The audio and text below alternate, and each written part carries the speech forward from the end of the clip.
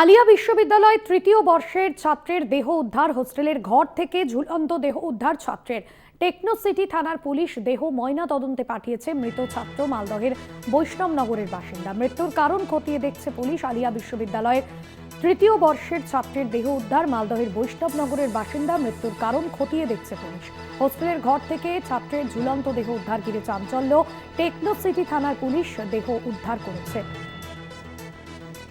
সাকিল মুস্তাক আমাদের প্রতিনিধি রয়েছেন ফোন লাইনে। সাকিল, এ বিষয়ে কি জানা যাচ্ছে?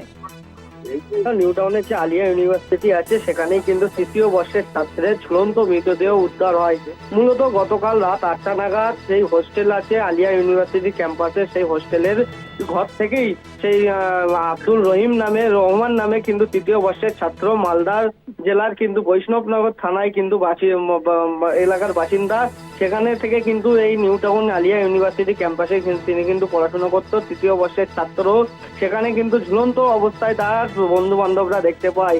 এরপরেই কিন্তু খবর দেওয়া হয় টেকনোসিটি থানায়। টেকনোসিটি থানার পুলিশ এসে দেহটি উদ্ধার করে ময়নাতদন্তের জন্য আরজিকর মেডিকেল কলেজে পাঠানোর ব্যবস্থা করে। ইতিমধ্যেই কিন্তু ময়নাতদন্ত প্রক্রিয়া সেটি কিন্তু বাড়ির লোক এসছে। বাড়ির লোককে খবর দেওয়া হলে তারা কিন্তু এসে আরজিকর মেডিকেল কলেজে গিয়েছে। ইতিমধ্যেই বাড়ির লোকের কিন্তু কোনো রকম প্রতিক্রিয়া মেলেনি। এখনো ঘটনার তদন্ত শুরু করেছে কিন্তু টেকনোসিটি থানার পুলিশ। ধন্যবাদ জানাবো। সাকিল মুস্তাক আমাদের প্রতিনিধি ছিলেন ফোন লাইনে।